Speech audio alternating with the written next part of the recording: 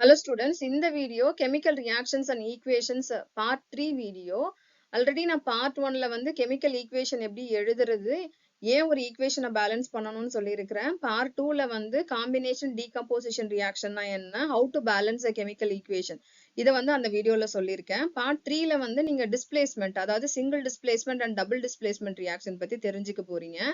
இந்த வீடியோ வந்து இந்த பர்டிகுலர் சாப்டர்ல ரொம்ப ரொம்ப முக்கியமான ஒரு வீடியோன்னு சொல்லலாம். இதுல இருந்து கண்டிப்பா ஒரு கொஸ்டின் வரும். ரொம்ப ரொம்ப இம்பார்ட்டன்ட். இதுல வரக்கூடிய கொஸ்டின்ஸ் வந்து நீங்க புரிஞ்சிட்டு படிச்சீங்க அப்படின்னா ஈஸியா ஆன்சர் பண்ணிட முடியும். அதாவது உங்க அண்டர்ஸ்டாண்டிங்கை செக் பண்ற மாதிரி இதுல கொஸ்டின்ஸ் வந்து கேட்பாங்க. அதனால கவனமா கவனிங்க. ஆஸ் யூஷுவல் நீங்க ஒரு நோட் மெயின்டைன் பண்றீங்க இல்லையா இந்த நோட்ஸ் எடுக்கிறதுக்கு, ஸோ அதுல வந்து கண்டினியூ பண்ணி பேரலா நோட்ஸ் எடுத்துக்கோங்க. ஸோ டிஸ்பிளேஸ்மெண்ட் ரியாக்ஷன் அப்படின்னா என்ன அப்படின்னு பார்க்கலாம். A chemical reaction in which a more reactive element displaces a less reactive element from a compound is known as displacement reaction. என்ன எனக்கு எதுவுமே புரியலையே அப்படின்ற மாதிரி இருக்கும். நான் ஒரு எக்ஸாம்பிள் வச்சு எக்ஸ்பிளைன் பண்றேன்.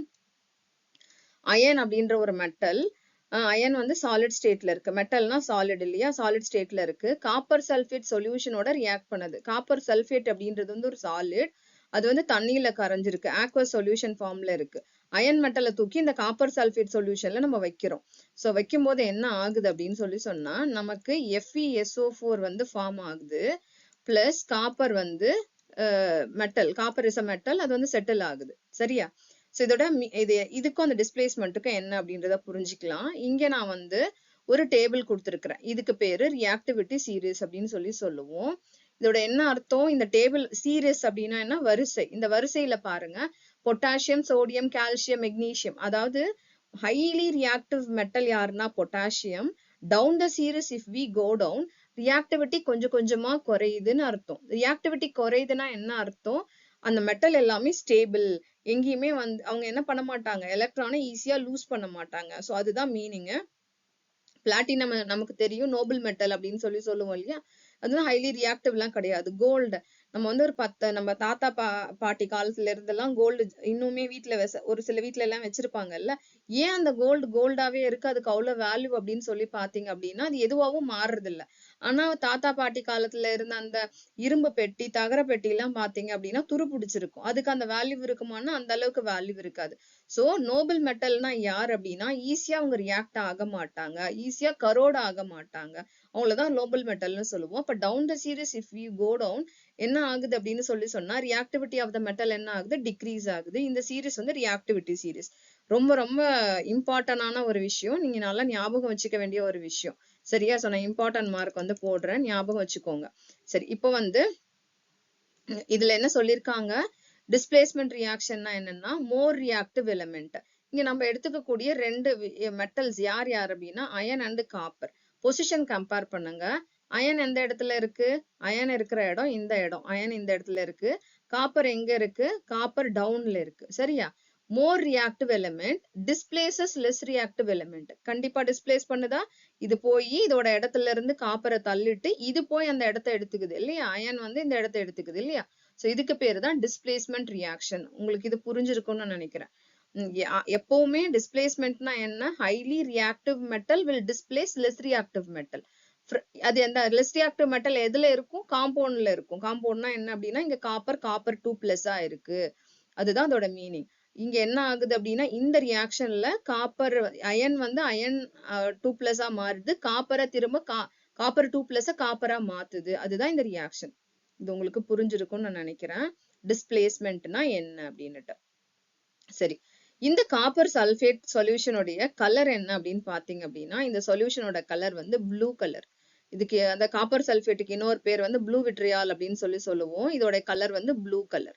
அப்ப எழுதுற கலர் பார்த்து வச்சுக்கோங்க, இந்த மாதிரி தான் இருக்கும், ப்ளூ கிறிஸ்டல்ஸா இருக்கும். தண்ணியில கரைச்சிருக்கும் போது இந்த எக்ஸாக்ட் நான் எழுதுற அதே கலர்ல ப்ளூ சொல்யூஷனா இருக்கும். அயன் நமக்கு தெரியும், அயன் பீஸ் வந்து என்ன கலர்ல இருக்கும் அப்படின்ட்டு. அயன் நெயில்ஸ் எல்லாம் பார்த்திருப்பீங்க இல்லையா, ஆணி அதெல்லாம் பார்த்திருப்பீங்கல்ல, என்ன கலர்ல இருக்கும் அயன் அப்படின்னு உங்களுக்கு தெரியும் இல்லையா. மெட்டாலிக் கலர், அது கிரே கலர் மாதிரி இருக்கும். ஸோ அந்த கலர்ல இருக்கும். அந்த அயன் நெயில தூக்கி இந்த காப்பர் சல்ஃபேட் சொல்யூஷன்ல வைக்கிறோம்.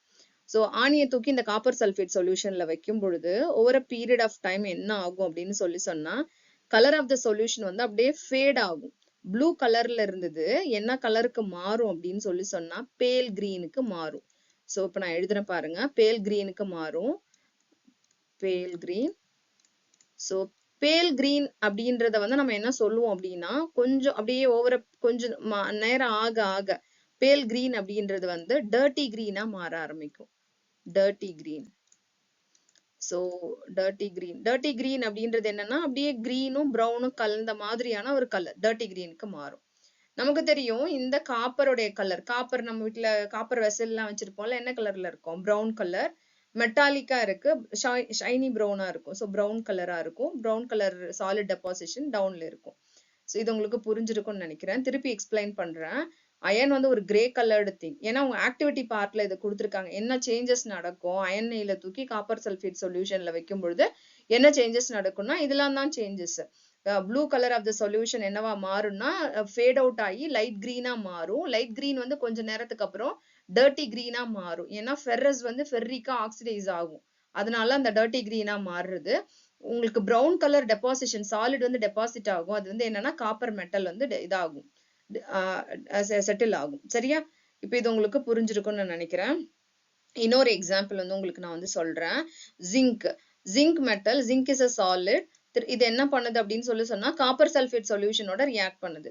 காப்பர் சல்ஃபேட், உங்க காப்பர் சல்ஃபேட் சொல்யூஷனோட கலர் என்னன்னு இப்ப தெரியும் இல்லையா? Blue colour. ரியாக்ட் பண்ணும்போது நமக்கு என்ன ஆகும்? ஜிங்கோட பொசிஷன் பாருங்க, அயனுக்கும் மேல இருக்கு. ஸோ டிஸ்பிளேஸ் பண்ணுமான்னா கண்டிப்பா டிஸ்பிளேஸ் பண்ணும். டிஸ்பிளேஸ் பண்ணி என்ன ஃபார்ம் ஆகும்? ஜிங்க் சல்ஃபேட் ஃபார்ம் பண்ணிரும். பிளஸ் காப்பர் ப்ரௌன் கலர் அதே டெபாசிஷன் எல்லாமே. இப்போ இங்க ப்ளூ கலரா இருந்தது இல்லையா சொல்யூஷன், ப்ளூ கலரா இருந்துச்சு. ப்ளூ கலர் சொல்யூஷன் என்னவா மாறும் அப்படின்னு பாத்தீங்க அப்படின்னா ஜிங்க் சல்ஃபேட் கலர்லெஸ். எப்பவுமே ஞாபகம் வச்சுக்கோங்க, ஜிங்க் சால்ட் எல்லா ஜிங்க் சால்ட்டுமே கலர்லெஸ். ஸோ இப்போ ப்ளூ கலர் சொல்யூஷன் இங்க என்னவா மாறுது? கலர்லெஸ்ஸா மாறுது. ஸோ இன்னொரு எக்ஸாம்பிள் வந்து சொல்றேன். லெட் எடுத்துக்கலாம். லெட் ஆக்சுவலா இங்க இருக்கு. லெட் எடுத்துக்கலாம். Let BP. லெட் வந்து என்ன பண்ணுது? லெட் வந்து சாலிட், உங்க எல்லாருக்கும் தெரியும் லெட் சாலிடு. அது வந்து எகெயின் வந்து காப்பர் சல்ஃபேட் சொல்யூஷனோட CuSO4 இன் ஆக்வா சொல்யூஷனோட ரியாக்ட் பண்ணுது. ஸோ என்ன ஆகும் அப்படின்னா நமக்கு தெரியும், காப்பரையும் லெட்டையும் கம்பேர் பண்ணீங்கன்னா காப்பர் வந்து டவுன்ல இருக்கு, லெட் வந்து எபோவ் த சீரிஸ் இல்லையா? ஸோ அப்போ என்ன பண்ணும்? டிஸ்பிளேஸ் பண்ணும். ஸோ காப்பர் சல்ஃபேட் இங்க எடுத்துக்கிட்டேன். நான் என்ன உங்க புக்ல கொடுத்துருக்கிற எக்ஸாம்பிள் எடுத்துக்கலாம். காப்பர் குளோரைட் எடுத்துக்கலாம். சரியா? ஸோ காப்பர் குளோரைடு வந்து என்ன இருக்கும்? இந்த பேரட் கிரீன்னு சொல்லுவோம்ல கலர், பச்சை கிளி என்ன கலர்ல இருக்கும் அந்த மாதிரி இருக்கும். கிரீன் கிறிஸ்டலைனா இருக்கும். ஸோ இங்க எழுதுறேன் CuCl2 ஆக்வா சொல்யூஷன். இது வாட்டர்ல சாலிபிள், அதனால ஆக்வா சொல்யூஷன் இது எடுத்துக்கிறோம். கிடைக்கக்கூடிய ப்ராடக்ட் என்ன கிடைக்கும் அப்படின்னா PbCl2, அதுவும் கலர்லெஸ். PbCl2ன்றது வந்து கலர்லெஸ். கிடைக்கக்கூடியது PbCl2 இன் ஆக்வா சொல்யூஷன். ஸோ கலர்லெஸ் இது. பிளஸ் காப்பர் வந்து டிஸ்பிளேஸ் பண்ணி காப்பர் வந்து செட்டில் ஆகும். இப்போ உங்களுக்கு புரிஞ்சிருக்கும்னு நினைக்கிறேன். இதோட கலர் வந்து green colour, farad green colour.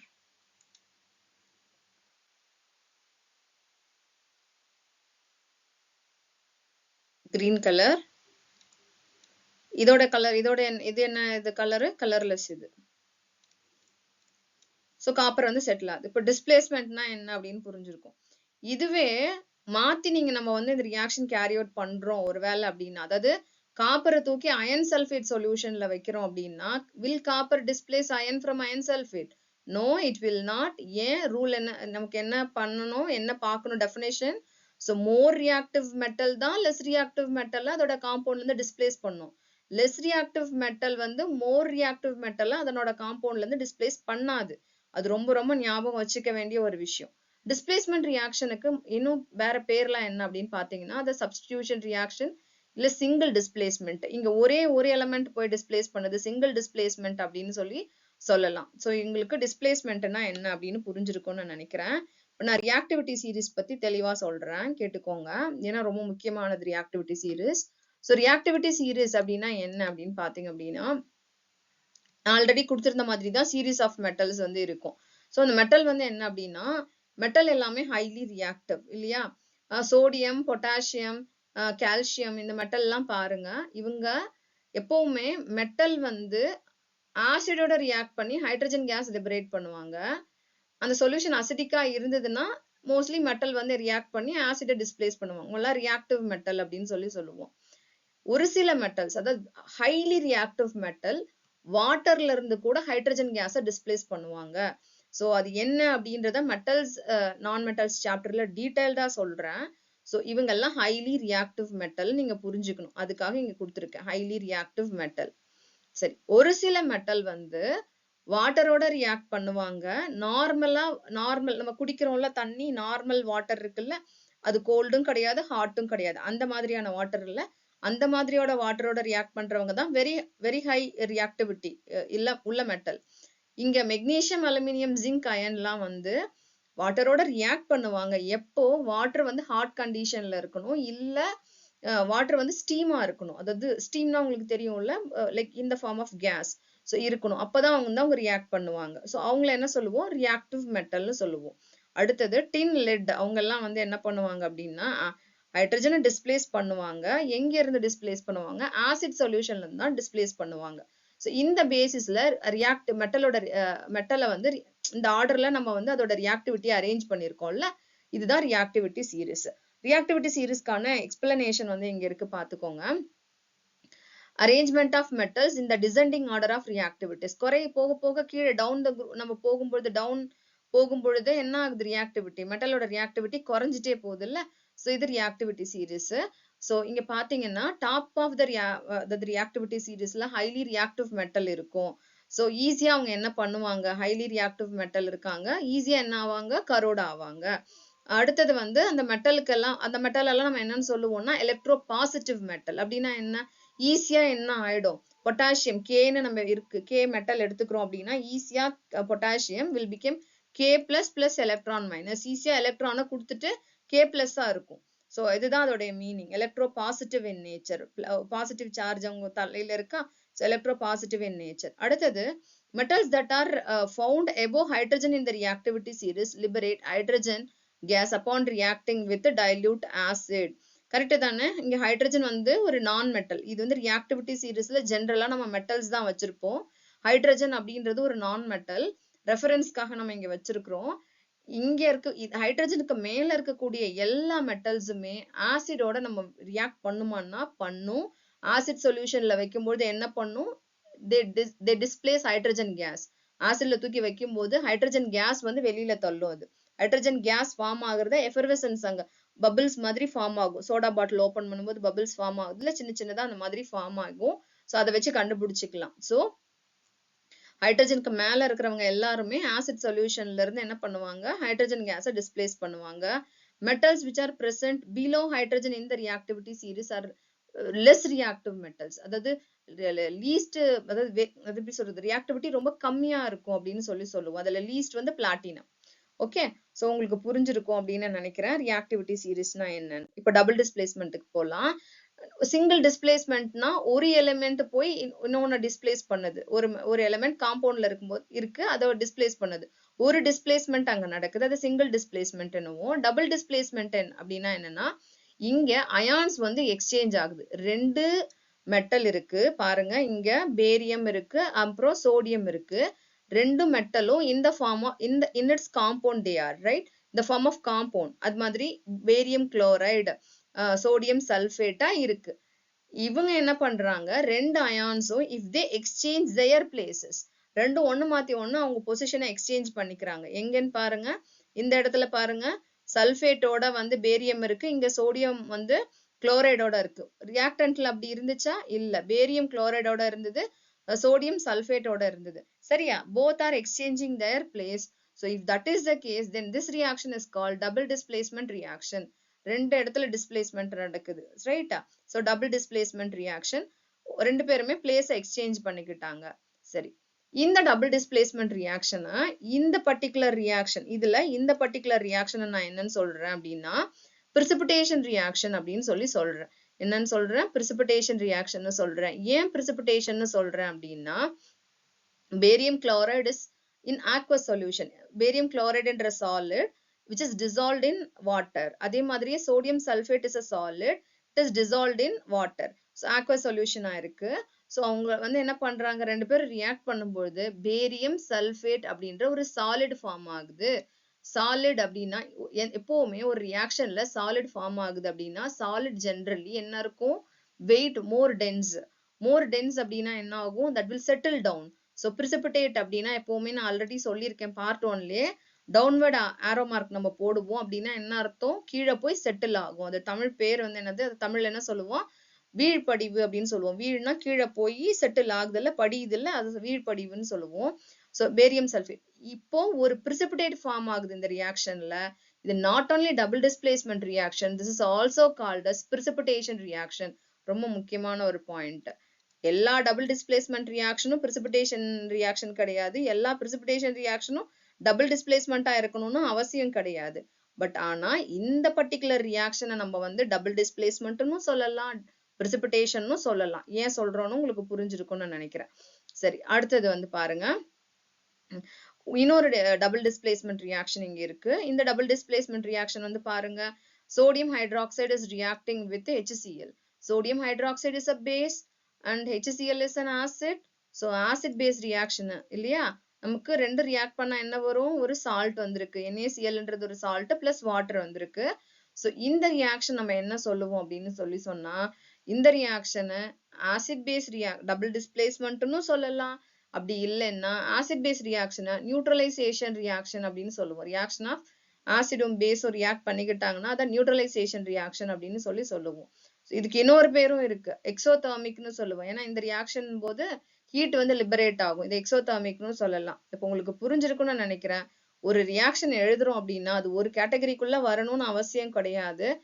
நம்ம based on the nature we have to classify that reaction. so அப்போ இது உங்களுக்கு புரிஞ்சிருக்கும்னு நினைக்கிறேன். இப்போ சிங்கிள் டிஸ்பிளேஸ்மெண்ட்னா என்ன, டபுள் டிஸ்பிளேஸ்மெண்ட்னா என்னன்ட்டு இன்னும் நான் உங்களுக்கு எக்ஸ்பிளைன் பண்ண வேண்டியது, ஆக்சிடேஷன் ரிடக்ஷன்னா என்ன அப்படின்றத வந்து சொல்லணும். அது அடுத்த வீடியோல சொல்றேன். உங்களுக்கு இந்த வீடியோ வந்து கம்ப்ளீட்டா புரிஞ்சிருக்கும், பிடிச்சிருக்கும் அப்படின்னு நினைக்கிறேன். உங்களுடைய ஃபீட்பேக்கை கமெண்ட்ல போஸ்ட் பண்ணுங்க. அண்ட் தேங்க்ஸ் ஃபார் வாட்சிங்.